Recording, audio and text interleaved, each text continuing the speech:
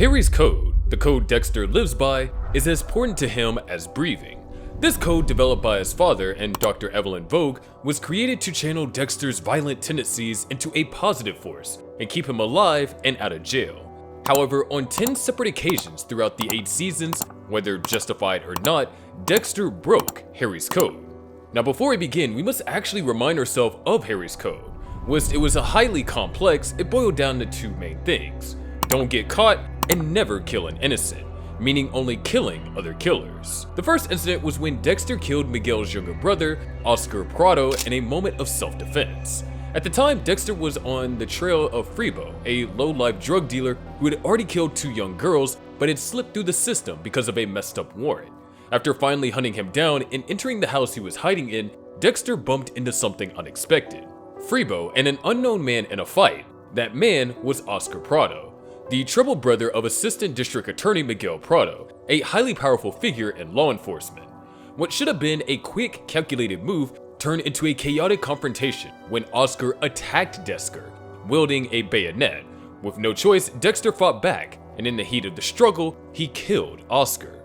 But here's where things got really intense. As Oscar took his final breath, Dexter was hit with a wave of uncertainty. For one of the first times, Dexter looked genuinely shaken, worried that he might have crossed a line and killed someone who didn't fit the profile, a potential innocent.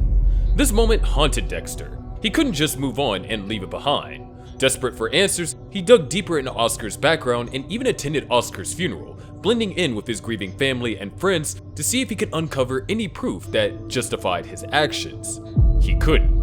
What's so crazy about this kill is that it sparked the friendship between Miguel and Dexter as they teamed up to find out who killed Oscar. Miguel didn't find out who his brother's killer was until he was wrapped in plastic at the end of season 3. I killed my brother.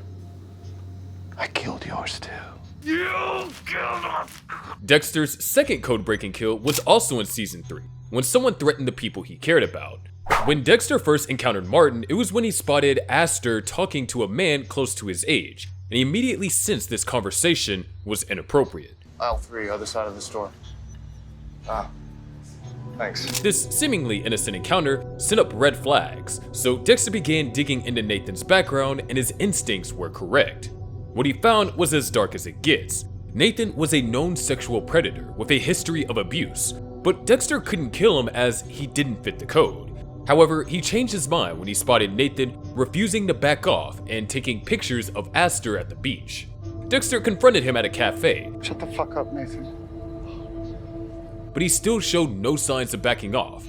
He knew exactly what he had to do. After dark and significant stalking, Dexter broke into Nathan's house, ready to remove the permanent threat. Unlike his usual ritualistic kills, where Dexter meticulously sets up a kill room and follows every detail of the code, he went to Nathan's home and ended Nathan's life in a way that was quick, brutal, and deeply personal. This aberration from his normal killing routine really demonstrated that this kill wasn't about satisfying his dark passenger, but more about caring for the family he loved so much. On his way out, he picked up some milk from the fridge that Rita had asked for. The next kill that broke Dexter's code was in season 3, episode 4, when Camilla Fig, the record supervisor at Miami Metro, made the heartbreaking request for Dexter to euthanize her. Camilla Fig was suffering from terminal lung cancer, leaving her in constant pain and bedridden in the hospital. As her illness worsened with no hope of recovery, she had asked Dexter to help her and end her life peacefully. Initially, Dexter was taken aback and refused. Though he was no stranger to taking lives, the difference here was that Camilla didn't deserve to die. She wasn't a monster needing to be purged from society. Camilla and her husband, Gene, were close friends of Harry and Doris Morgan, meaning she basically watched Dexter grow up. She revealed that she knew his brother was the ice truck killer, showing a surprising level of insight and understanding of Dexter's complicated life. Camilla's words deeply affected Dexter. She reassured him that she didn't see him as a murderer. Even with her request, it was a powerful moment, one of the only displays of acceptance in Dexter's life. After reflecting on her words, Dexter made the difficult choice to honor Camilla's wish. He brought her one last piece of lime pie, but this time, he laced it with a fatal dose of poison.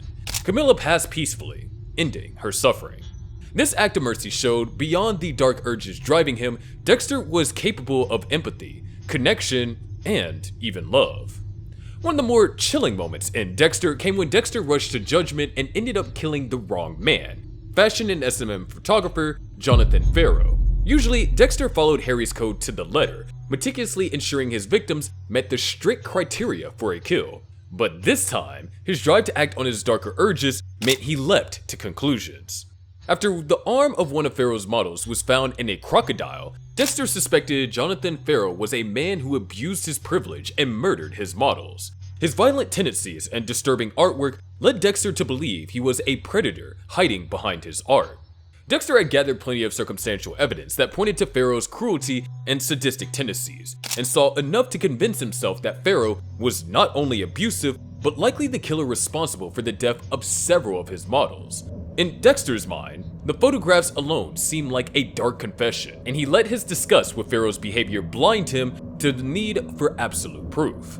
Acting swiftly, Dexter abducted Farrow, bringing him to his typical setup.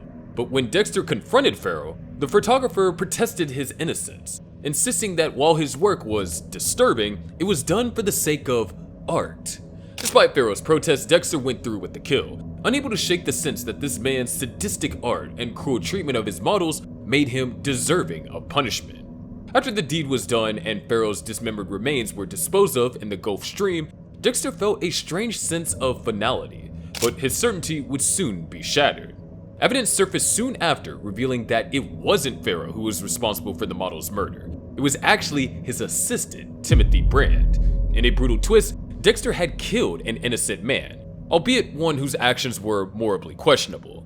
This mistake haunted Dexter, highlighting a key vulnerability in his otherwise rigid code. One of the most striking moments in Dexter is when we see him snap. This break from his code came from one of the most traumatic events in Dexter's life, the murder of his wife, Rita, by the infamous Trinity Killer at the end of Season 4. Losing Rita shattered Dexter, leaving him lost and confused by grief, guilt, fury, and a swirl of other emotions he was not at all used to. Normally, the Code of Harry would help him channel his darker urges into a controlled ritual, but this time, Dexter's pain drove him to a place of pure, unchecked rage. This emotional fracture came to a head in a rundown waterside store where Dexter crossed paths with Rankin, a rude and obnoxious customer who antagonized him without knowing the pain simmering below the surface. When Rankin insulted Dexter and went to use the store's restroom, Dexter's anger boiled over. Without a shred of his usual restraint or preparation, he followed Rankin into the bathroom, bypassing all the steps of Harry's code and murdered him with a grappling hook, an absolutely brutal kill. This impulsive kill was a stark departure for Dexter, revealing just how deeply Rita's death had affected him. At that moment, it didn't matter. The murder was a raw release of anger, pain, and grief, showing that even Dexter's code couldn't always keep his darker urges in check when he was overwhelmed. However, Rankin wasn't the only time when Dexter mercilessly took the life of an innocent. The murder of Norm, the owner of the Shady Lane Motel, highlighted a moment when Dexter's impulses pushed him to kill outside of Harry's code.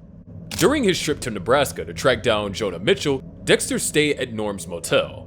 Although Norm appeared to be a harmless, if nosy motel owner, he made the mistake of attempting to extort money from Dexter, leading Dexter to act on impulse and kill him in an unplanned moment. Norm discovered Dexter's knives and, assuming Dexter was wealthy, demanded $10,000 in exchange for returning them. But little did he know the true reason why Dexter had these tools. At the time, Dexter was haunted by visions of his deceased brother, Brian Moser, who embodied Dexter's primal, unfiltered urge to kill. In a moment fueled by lust and self-preservation, Dexter's vision of Brian seemed to grab a pitchfork and threaten Norm. But as the scene unfolded, it was clear that Dexter himself had committed the act, ending Norm's life and yet another brutal departure from the Code of Harry. Do you think there was another way out of that situation? If so, comment down below. In Season 6, Dexter broke the Code of Harry not out of impulse or personal vendetta, but from a twisted sense of justice and protection for the innocent. In the episode, This Is the Way the World Ends, Dexter found himself in a life or death situation adrift in the ocean with other survivors after the Doomsday Killer left him stranded. When they were pulled onto a boat by Cuban migrants, what seemed like a rescue quickly turned sinister as the group's smuggler, Alberto, revealed his true intentions. At first, Alberto appeared non-threatening, even helpful, but his demeanor quickly shifted. He began demanding valuables from everyone on board, and things took a dark turn when he singled out a pregnant woman, holding a gun to her head. With nothing of value to offer, Dexter realized that the only way to protect this woman and the others was to act. Seizing a nearby boat hook, Dexter plunged it into Alberto's stomach, instantly ending the smuggler's life. This was no carefully calculated kill room scene. There was no plastic sheets or late-night stalking. It was a moment of pure instinct, where Dexter abandoned his usual ritual to stop an immediate threat. Though it broke Harry's code, it was something his father would have been proud of. This kill highlighted Dexter's moral complexity. In that moment, he didn't act from his dark urges, but from a twisted sense of protection, genuinely believing that he was doing what was necessary for the greater good. The 8th kill of this video was as unique as it was personal. Clint McKay, the father of Dexter's lover, Hannah McKay, was no ordinary target. He was a manipulative, abusive, and cruel father who had emotionally and financially tormented Hannah throughout her life. Clint only resurfaced in Hannah's life when he saw an opportunity to exploit her for money. Despite his relentless mistreatment, Hannah still held out hope that her father could change, something Dexter knew would never happen. Clint's cruelty finally pushed Dexter to take action when he demanded $20,000 from Hannah, effectively blackmailing her with no intention of changing his ways. In a rare departure from his usual adherence to the code, Dexter decided Clint was a threat that needed to be eliminated, not out of duty to the code, but out of love and loyalty to Hannah.